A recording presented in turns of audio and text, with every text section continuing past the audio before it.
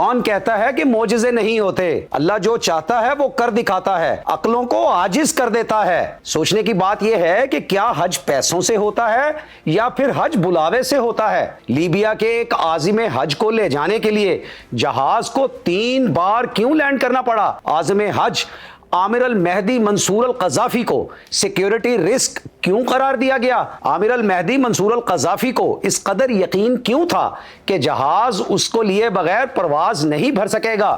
یہ سب کچھ دیکھیے اس ویڈیو میں۔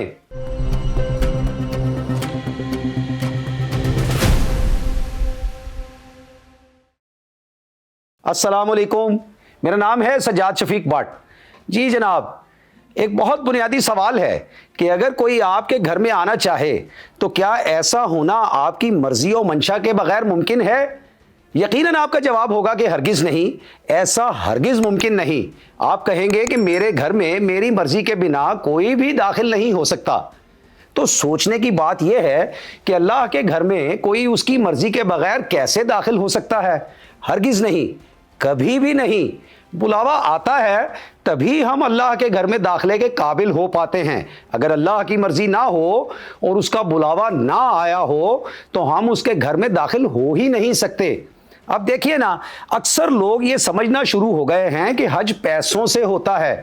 ہم پاسپورٹ بنواتے ہیں، اس پر پیسے خرچ ہوتے ہیں، پھر ویزا لیتے ہیں، اس پر پیسے خرچ ہوتے ہیں، پھر ٹکٹ لیتے ہیں، اس پر بھی پیسے خرچ ہوتے ہیں، اور پھر اس سب کے بعد ہی ہم حج کے لیے روانہ ہو پاتے ہیں، اور اس سب کے دوران بھی پیسے ہی خرچ ہو رہے ہوتے ہیں۔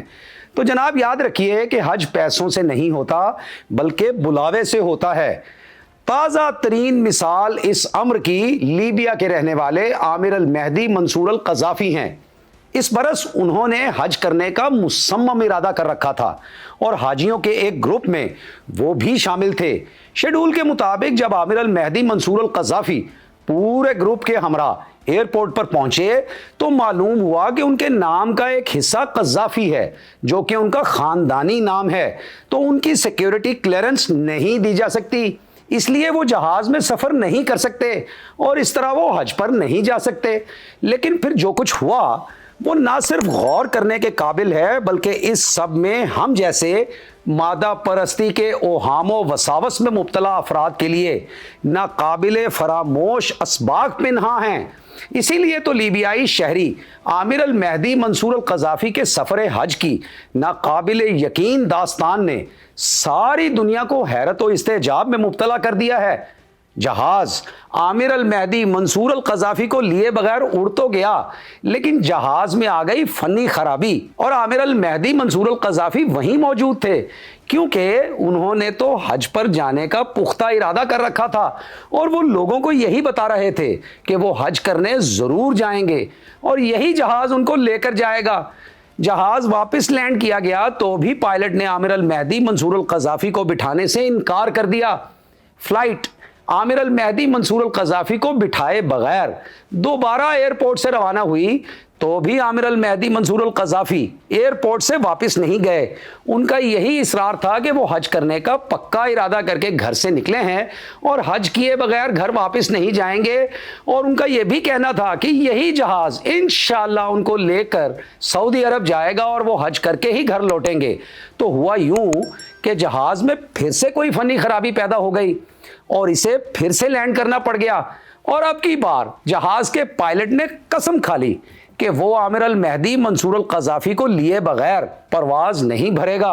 عامر المہدی منصور القذافی کو در حقیقت امیگریشن کاؤنٹر پر اس لیے روک لیا گیا تھا کیونکہ ان کے خاندانی نام کی وجہ سے سیکیورٹی سسٹمز میں تاخیر ہوئی۔ معمر القذافی جو لیبیا کے سربراہ ہوا کرتے تھے، تو وہ ان کے نام کے ساتھ چونکہ سملیرٹی پیدا ہوئی تو وہ جو نگرانی کے نظامات ہیں اس کے اندر اس طرح کے ایشوز آئے کہ ان کو بھی جو ہے وہ مشکوک قرار دے کے تو جہاز میں نہیں بٹھایا جا رہا تھا۔ تو چونکہ اب اس دفعہ پائلٹ نے جہاز کو اڑانے سے انکار کر دیا اور امیگریشن حکام کے ساتھ ساتھ سارا ایئرپورٹ یہ عجیب و غریب مناظر دیکھ رہا تھا، تو بالآخر حکام نے عامر المہدی منصور القذافی کو سفر کی اجازت دے دی۔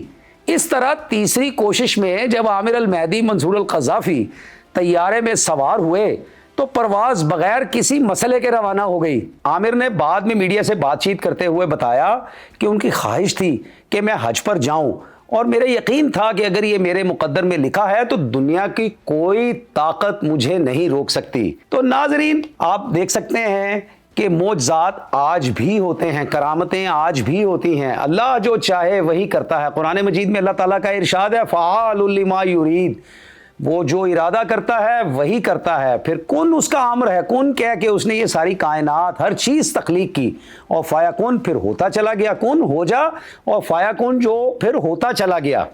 تو جیسا کہ کہا جاتا ہے نا، جسے چاہا اپنا بنا لیا، جسے چاہا در پہ بلا لیا، یہ بڑے کرم کے ہیں فیصلے، یہ بڑے نصیب کی بات ہے۔